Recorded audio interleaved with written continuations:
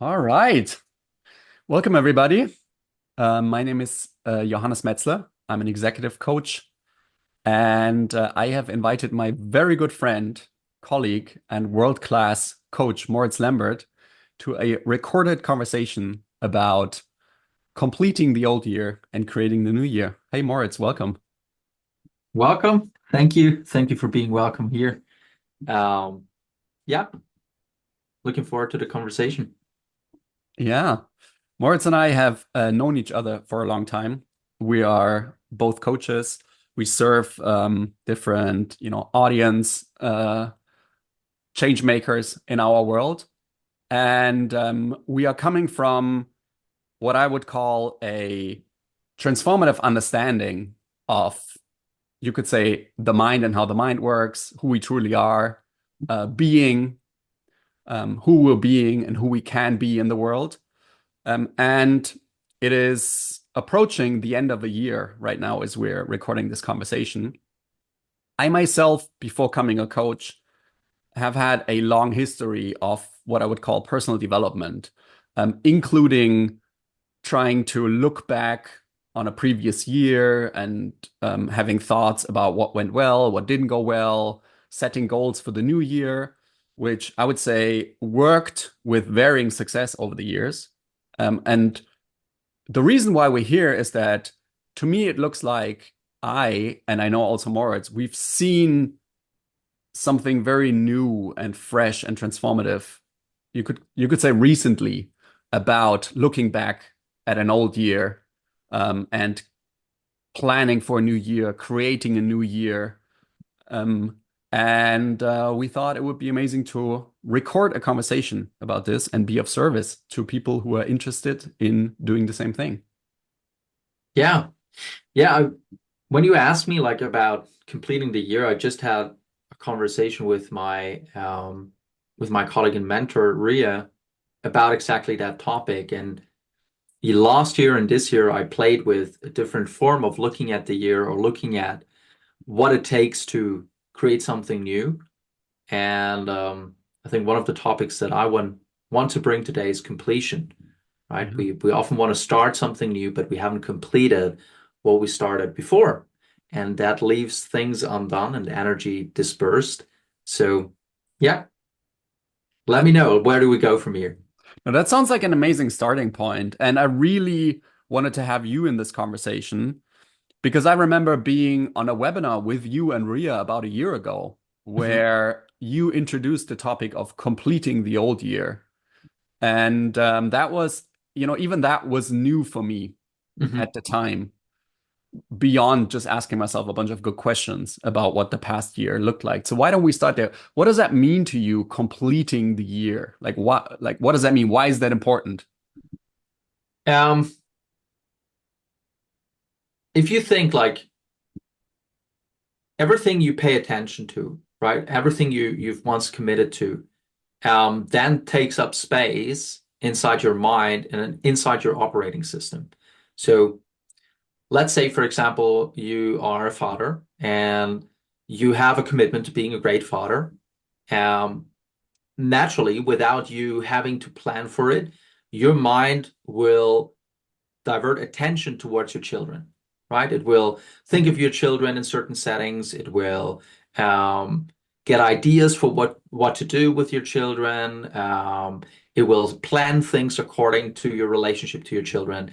And it does that because there's an underlying commitment of you being a great father, right?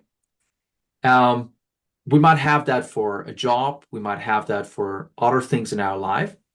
And oftentimes, like the normal approach to creating a year is like you make some New Year's resolutions, you make a long list of goals for the year and action items for the year. And we've all done that in some capacity. But then we get to the new year, and instead of seeing like, hey, all the things that I said I would do, all the things that I committed myself to, um, have I done those commitments? And if I haven't done those commitments, would I like to do them still? Would they remain on my list of commitments? Or am I completing that and say to myself, like, I'll give you an example.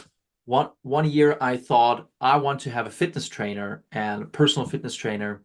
And I said to myself, like, this year I'm gonna have fitness training with my personal fitness trainer, just to figure out 3 months in that I really don't like having a personal fitness trainer. And that I rather do my training by myself, and that I actually don't like somebody else giving me direction when it comes to fitness. Um, so I had to have a conversation with myself that even though I said I would go there, I now wouldn't. I finished my contract with that person and acknowledge to myself, hey, I said I would do X. I didn't do X. I'm now going to do Y, and I'm complete with that, right? Mm. When I don't do that, and what a lot of us don't do, is to complete those conversations with ourselves, we just leave them hanging. We never take the time to say, I don't know, like you had a relationship with somebody that didn't end on good terms, and you return and say, like, hey, I want to apologize for this way of being that I had in this relationship. But we don't do that. Instead, 10 years later, we can get in a setting where we're reminded of that person and still experience the guilt of never having completed that thing. Mm. So your mind is still occupied by something that happened 10 years ago. Your attention is still occupied by something that happened last year or 2 years ago or 5 years ago. And a lot of it is also built on the assumption that you can't just say, hey, it's complete, and then it is complete. But actually, that's how simple completing can be. Mm. Now, it might involve some actions, right? Like when I completed my great idea for having a personal fitness trainer, I had to take some actions. I had to actually let the person know that I will complete this agreement, right? I actually had to take some actions in the world to complete it, also Mm. with other people involved. So to me, the topic of completion, like being complete, is to have a commitment to your wholeness and completion, not just as a physical entity, but actually also in all that you say you are, all that you communicate to the world out there, so Mm. that you for yourself never leave things open. And that doesn't mean that projects can't be still open, but that your involvement in the project for yourself is cleaned and closed. Mm. That's really beautiful. I remember I had a conversation with a client this week, and we were looking at what's going on in his team. That's an executive who has a team, and he was talking to me about a situation with one of his team members who wants to move out of the team but is still in the team because he hasn't found a new role somewhere else in the company. But there was already a successor in place who was sort of like left hanging, and it was clear that this was a completely unresolved Yeah, situation. It was a completely incomplete situation. yeah, And not only with respect to the team and the decision for that person, but also in the mind of the leader, in the person yeah, that I was talking to, yeah, who had made a decision and was also like going back and forth between the two options. yeah, And it was clear that it was weighing on him, and it was taking away his attention from where his attention needed to be. It was kind of like a it was dragging on. Like the past, basically he was dragging that issue from the past into the present, yeah, where it didn't need to be. Um, yeah, where it was basically also reducing both his effectiveness in the world as a leader and his like well-being, his internal state of mind. And so the outcome of that conversation was to make that choice, and to have that conversation with the other person and basically bring it to a conclusion, like to completion. yeah, And what I'm hearing from you, like, which I think is even more fundamental, is that's not only about conversations with other people, but that's, about conversations with ourselves. Um, and the beauty of, as you said, basically just the possibility of just declaring something complete, that we have that power, as yeah. simple as I it is. mean, it's the same power that we use to have something incomplete in our experience, right? We just say it's incomplete, therefore it is, and we can use the same power to do complete something. And I think it's a beautiful example that you bring with your client, because um, it just it takes so much space when things are unresolved, uncompleted, open, and there is no point in time. Like, you don't have to resolve an issue right away. But to complete something for now can also be to say, like, I picked this up in January again. Yeah. And you put a date and you say that's the moment when it's going to be picked up again. So you completed the conversation for now. Like, you make an action, you place an action to complete it. Mm. And it's in comparison, we're fairly good to complete things with other human beings, even though we're not really good at it, but we're fairly good in comparison to completing conversations with ourselves. Yeah. Another stupid example, having the should conversation never leaves you complete. It never leaves you complete because a should is always something that isn't. Mm. So you're always in a lag between what is the situation and what it should be. Yeah. And stupid example, I should, and this was a should I was carrying around. I shouldn't drink coffee because I read somewhere some study that said, like, it's acidic, and somebody once told me I tend to be more acidic in my body rather than base, and coffee is contributing. Now, I really like drinking coffee. That's something I really like. Now, could that be transformed and I could stop liking it? Yeah, most likely. Am I willing to? No. Now, I carried around this conversation of I should not drink so much coffee. I shouldn't drink coffee. I shouldn't drink coffee. So I was always incomplete with my drinking coffee. Because if I look at what happens, this morning I had my coffee, right? But Mm. I'm incomplete with it because I continue a conversation about what should be or Mm. what shouldn't be. Now, at times we get inspired, we see other people doing amazing things. Like, I don't know, we see somebody who's like, now I take every Wednesday off with the family. One business owner shares that, like, and we've done like amazing trips. Every year we go to 5 places, and you're a business owner and you look at it and you're like, damn it, I should be able to do this, Mm. right? And you tell yourself, this year I'm gonna go on 5 trips with my family. Now then, it doesn't happen, but you have it open still as an expectation when you go into the next year. And instead of cleaning this baggage of shoulds and unfulfilled ideas and often ideals, not even like a real commitment, but an ideal that we placed on the year, we then go and say the next thing that we're gonna do. Oh, now this year I'm gonna change. This year I'm gonna do blah blah blah, right? But what happens is the more we do that and we leave conversations open, the less we trust in that what we're gonna say is actually gonna be taken care of, because we do remember the things we haven't completed. Mm. We do remember the broken promises that we made to ourselves. But oftentimes with ourselves, we're the easiest to not follow through and say, like, oh yeah, I said to myself I would, but it's okay. It's okay. Yeah. Yeah.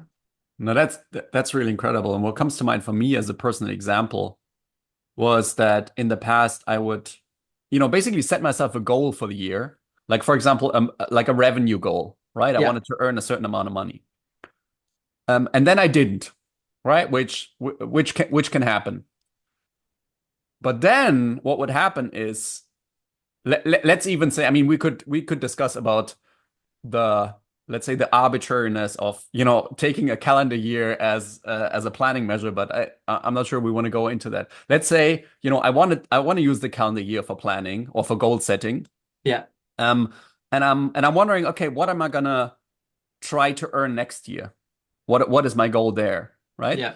And what I was doing is I wasn't coming from like a clean slate Hmm. of, what do I want to create next year? I was coming from, I am behind Yeah. because I didn't, achieve the goal next year. So basically I was dragging, I have fallen behind, I am behind, like Yeah. into the next year. Yeah. And I was not creating my life, my business from my ambition, but I was creating it from being behind, if that makes Yeah, sense. Um, 100%. and Yeah, which is the same as, right? Let's say my newest resolution is to, I don't know, stop smoking or start exercising or whatever. And then I don't do that. And then the whole year, or even like in future years, I'm dragging with me, right? I should have, like, as you said, like I should have done that in the past. Like, yeah, why didn't I do that? What's wrong with me that yeah, that I'm not even disciplined enough to achieve this like simple thing that all my yeah, friends are doing? And it's just, yeah, it's just weighing. exactly. And it all doesn't empower the reality that you can go to the floor and do 5 push-ups now. It keeps us occupied in the story of what should have been, what isn't, and what that means about us. Mm. And when on the other hand we commit to completion everywhere, we're never left with those conversations for a long time. They might show up, but then it's a matter of choice. Then it's like, okay, what do I choose to do? What do I choose to create? Rather than based on me not hitting my goal last year, I should, really go for it this year or whatever. But it might be that whatever goal it was, it's actually not even aligned anymore. I mean, how many times businesses make business plans and then end up in a different industry even by Mm. the end of 5 years. It's like it's incredible how many times that happens because we can have a prediction for the future, but then how life shows up, there are things happening, there's the economy happening, there's so many things happening that we then use undone commitments as a conversation to disempower our ability to be present and act Yeah. now. Yeah. Yeah. It's almost funny, like what now also comes up for me is that there was a time, to make a long story short, basically when I thought about investing into cryptocurrencies and I Hmm. didn't, and then the price rose so much, and I was carrying so much regret and guilt with me about what I should have done, that I couldn't even look at the price development of crypto at the time, right? Yeah. I couldn't even in the present ask myself the question, do I want to invest into it right now? Yeah. Because, I was basically controlled by my past. I was like a Yeah. victim of that, non-completion from the past, in the Yeah. words that we're using right now. And that was horrible. And that basically led me to miss out on, more gains Yeah. in the present moment. It's Yeah. pretty crazy.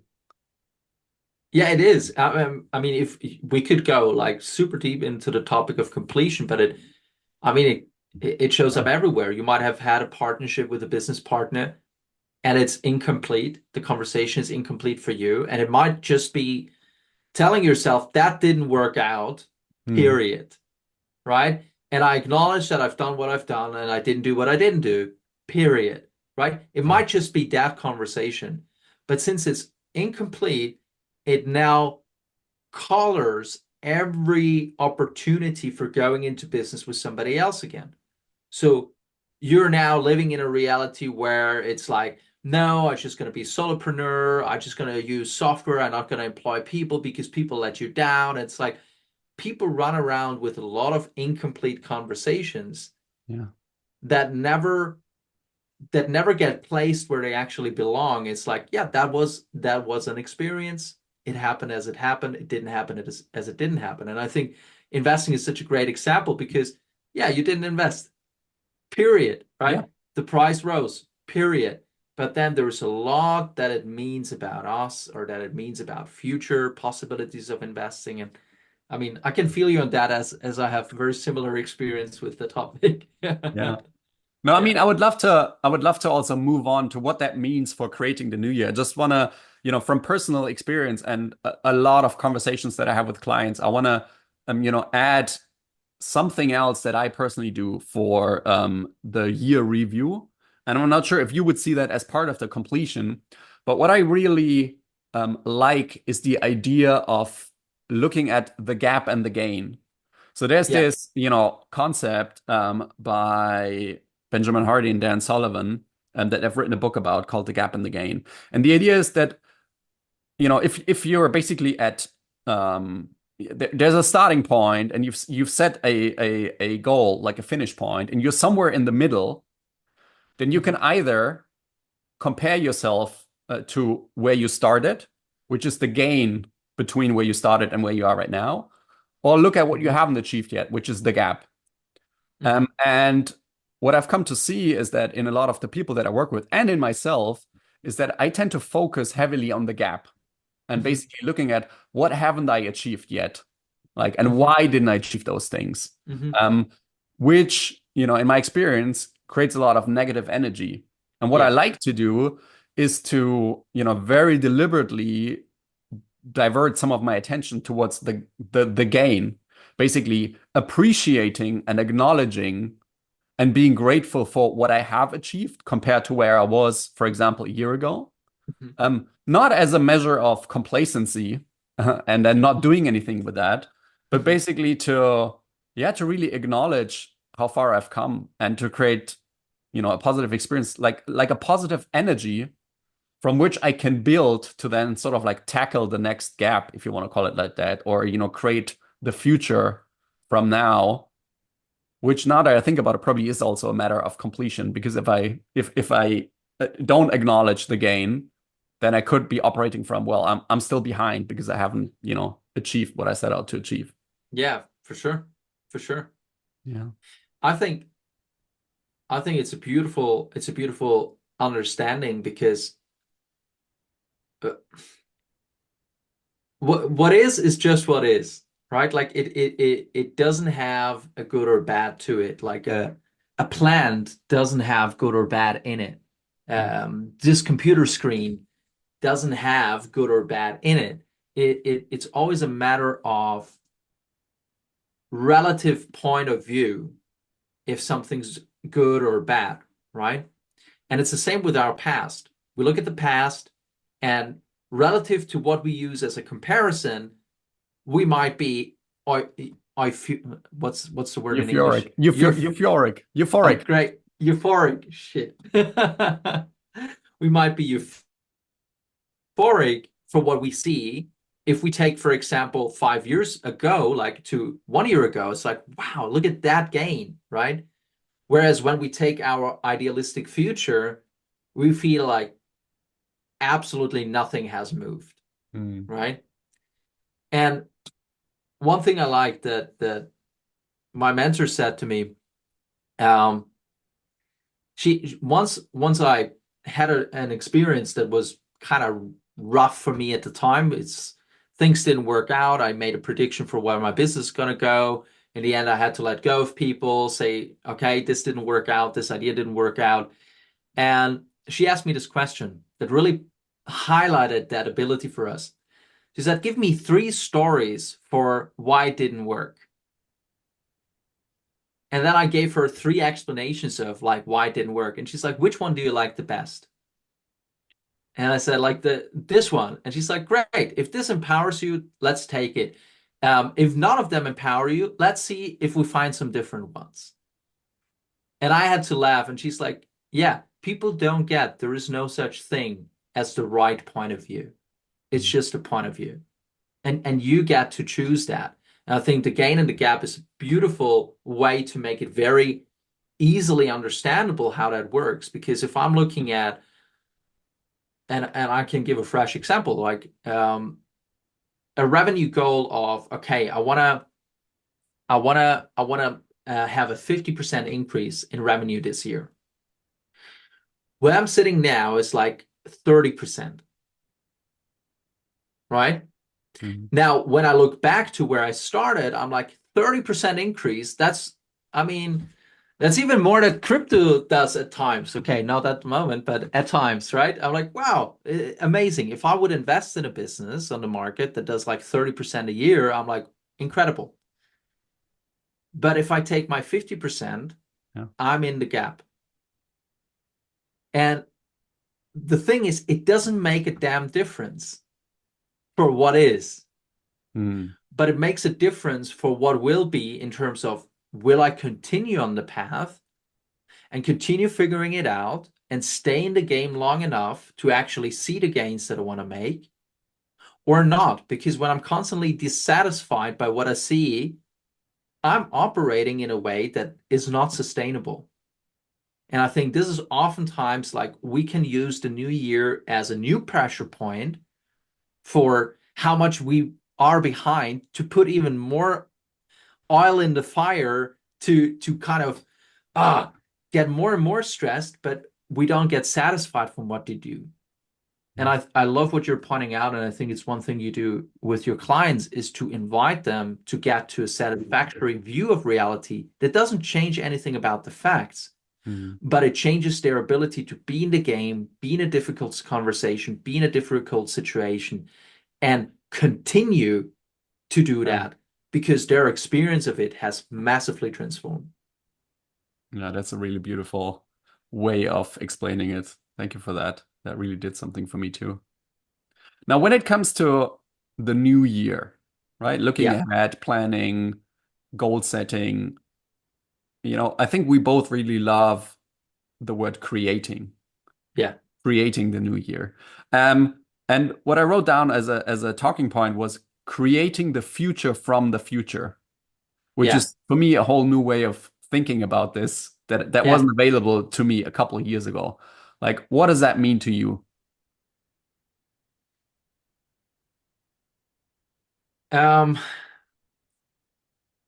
what it means for me, the default way for a human being to create is actually not to create in my world. It isn't called creation, it's just recreation. And it's recreation of what has already been or been accepted as what is. Um, say it in a simple way. So for example, I have experiences in my business. And based on the experiences of my business, my prediction for what's going to happen in 2025 is, let's say I take the 30% increase in revenue. I'm like, okay, that's now realistic. So my prediction for what can happen in 2025 is maybe like if I go really hard, let's go for 40% increase in Hmm. revenue. Okay. Now, I have a great model to explain this to myself. And based on the experience, not even that I consciously see it, but all that I will plan and see as possible, like really believe as possible, is going to be based on my experience. But my experience is a very limited resource when it comes to looking at what's possible. Because if we just zoom out from our very self-centered view for one moment and we look in the world and we see what different people do, and we look at their intelligence level, and we realize there are many people with the same intelligence level than we have, like similar upbringing, similar conditions, that have done things that for us right now, with the frame of mind that we have, would be impossible, right? Yeah. Would literally be impossible.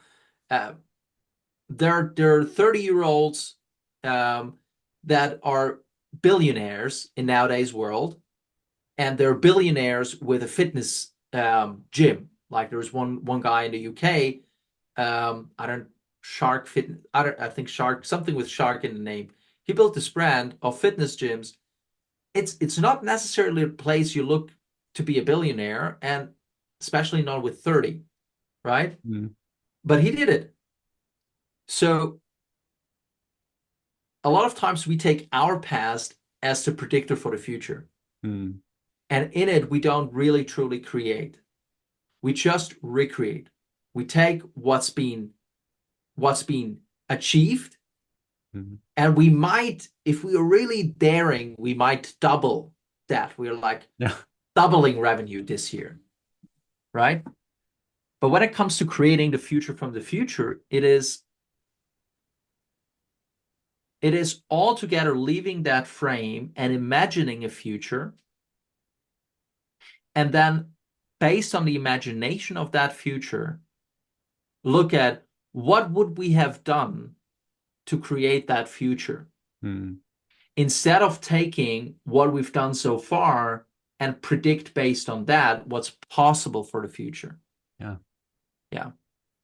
That's what's coming to mind. I don't know if that's No, if that's that's really beautiful, and it made it so abundantly clear to me why I invited you to this conversation.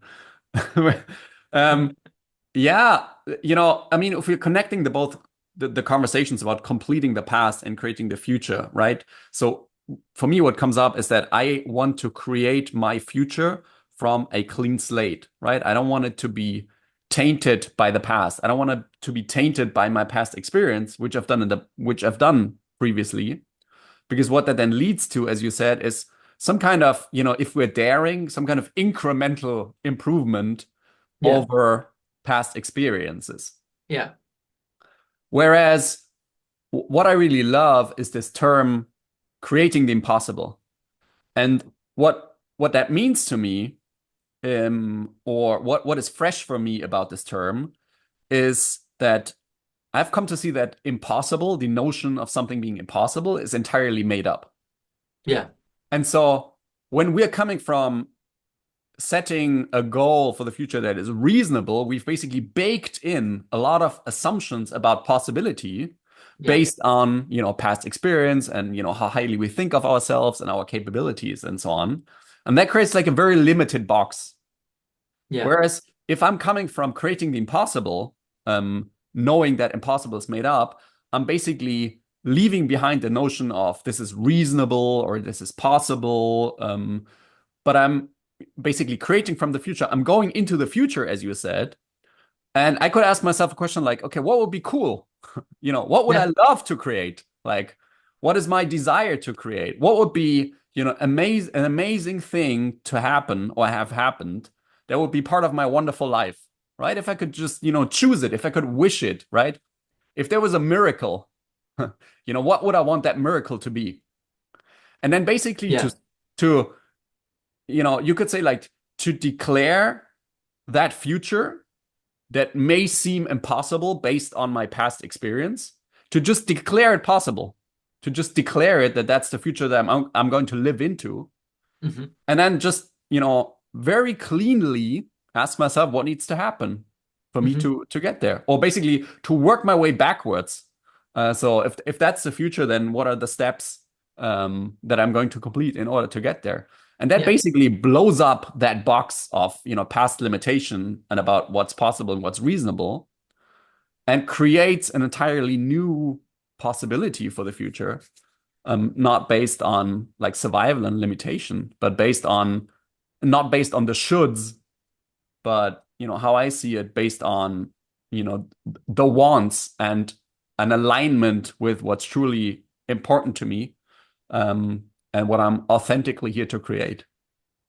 Yeah. And it's like it challenges most people. It especially challenges people in business because we are trained to predict. We're trained to make predictable, and we're trained to assess the risk based on the information that we have. So we look Mhm. at the analysis, we look at data, and then based on that, we try to predict. And that's a very useful frame. It's a very useful thing to do in nowadays world. Like without that way of processing data, we would never have the safety in air travel that we have today, Mhm. right? We would never ever be there. But if that is the only way we look, we would never fly. Yeah. And that for me is like the kind of the distinction. Like, do I want to give the future in the hands of prediction, or do I want to give my future in the hands of creation? And I believe that nowadays we have a lot of predicting power, but it also leaves us trapped in the assumptions already made. Mhm. And if we want to create a different future than the one that we're walking into, right, as a society, it starts with the individual. It starts with somebody seeing, like, hey, I might have been in this role my whole life, but let's assume I'm writing the script for a new character, Yeah. a character I would like to see, like one that really inspires me.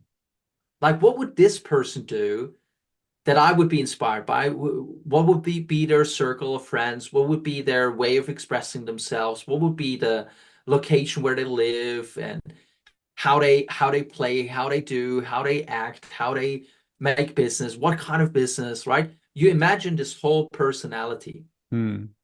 based on what inspires you. Now, once you've done that, the question is, why couldn't you be that? Hmm. And all that's going to come up is because I'm not good at talking to people. I'm not good at, I don't know, being spontaneous. I'm not good at leading others. And all that will come up is just based on history. It's just based on some experiences that you interpreted in a certain way. But it's not based on the innate capability of a human being. We don't know what's possible for human beings. I mean, we're about to, I don't know. You will remember the science fiction movies from like the 80s, um, where you see somebody walking around with a portable computer in their hands and it's like science fiction. I Yeah. mean, this is just like 30 years ago. And now like our phones have more capabilities than science fiction movies showed us 30 Yeah. years ago, right? So we don't know what's possible, Yeah. but we operate from a frame of thinking that we do. Yeah. Yeah, that's super cool. I love your analogy. I mean, the first thing that came up for me was the people that we admire for, creating transformative change in our world. People like, I don't know, Elon Musk or Mahatma Gandhi or, Martin Luther King or so on. They were basically starting from the future, right? They had a vision of the future that seemed impossible and completely unreasonable to most of humanity, Yeah, but they operated from that frame of reference. And yeah, that's basically the people that we admire and look up to, and that's basically what they're doing. And what I love about your analogy about the character is that it's like, we're an actor and we're playing a character in a play, and it looks to us like we need to keep playing that character eternally with possibly like incremental improvements, hmm having forgotten that we're the actor. We hmm can basically step out of that play. Like we have that possibility to create ourselves completely new because we are completely new in every moment. The hmm only thing that holds us, tied to the past is how we think about ourselves, which hmm is, a momentaneous creation. And, we can write new plays and be the character in those new plays. And what that comes to me like as a possibility is the possibility of being extraordinary in pretty much every area of my life, right? I don't have to see myself as the kind of person who maybe is like successful in business, but have an average marriage, be an average parent, have like mediocre fitness, and okay friendships. But I could create myself as a person who has an amazing business, an amazing marriage, is an amazing parent, has amazing fitness, right, an amazing social life, and then work my way back from that future.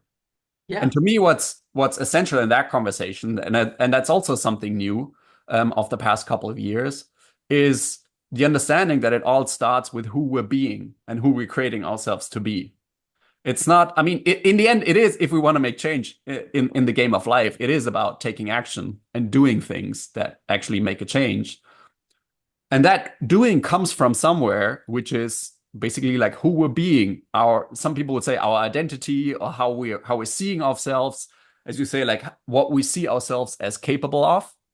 hmm Um, and what I've come to see is that we have the power to create that as well, to create that being as well. And that's why one of those questions that I didn't ask myself in the past about the new year, but I am right now, is like, who do I need to be in order to live into that quote unquote impossible, unreasonable future? Like, yeah, who do I want to be? Who do I want to create myself to be? In the knowing that that's entirely possible to do that, to create myself like that.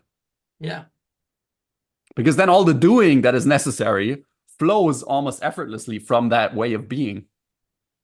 yeah. And it also often we can't even answer like fully the question, like what that person would be. But what we can see is like the commitment to something that right now scares us.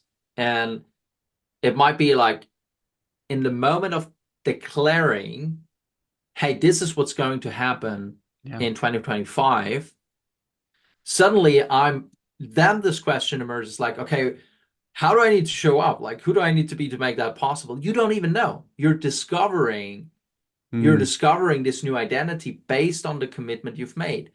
And there are commitments we've made that right now keep us in the identity that we think we are, mm, right? A commitment to be the nice guy always. So you're now incapable of being upfront with somebody, right? Or you run around with a commitment to um, never rock the boat because you grew up in a household where you had to see that mom and dad don't fight, right? Like you thought mhm, that's your responsibility as a 5-year-old.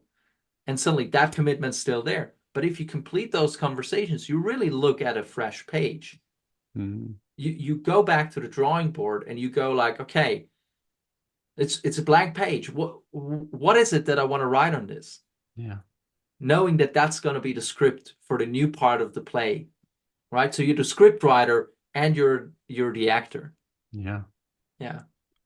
I feel like we could be talking about this for hours more, and I'm fascinated by these conversations because I keep seeing new things myself while I'm talking to you. Um, and we could also declare this conversation complete for now. Exactly. Perfect. Um, in the spirit of keeping it to an amount of time that we set out in the beginning. Perfect.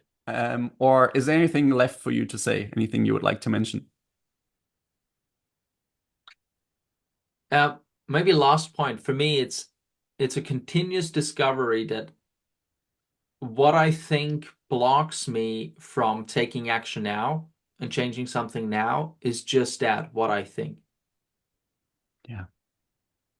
Yeah. Same for me. It is, my coach once said to me, the only thing that keeps me from achieving what I want to achieve is my ideas about why it's not possible or that it's Yeah, not possible. And that to me is sort of like the fundamental, discovery, updating of my understanding that then enables me to, complete the past and create the future from a clean slate, which is just a really, really beautiful thing to do. absolutely. Thank you so Thank you for much. having me. Yeah, thank you so much, Moritz. This was even better than I had imagined it to be. I'm really looking forward to sending this to clients and people in my world because I know it'll be exceptionally useful. And from my point of view, gives a point of view that is uncommon, that is not very well known, and at the Mhm. same time incredibly empowering. So I really love that. I'm looking forward to that. And thanks again. You're most welcome. Thank you.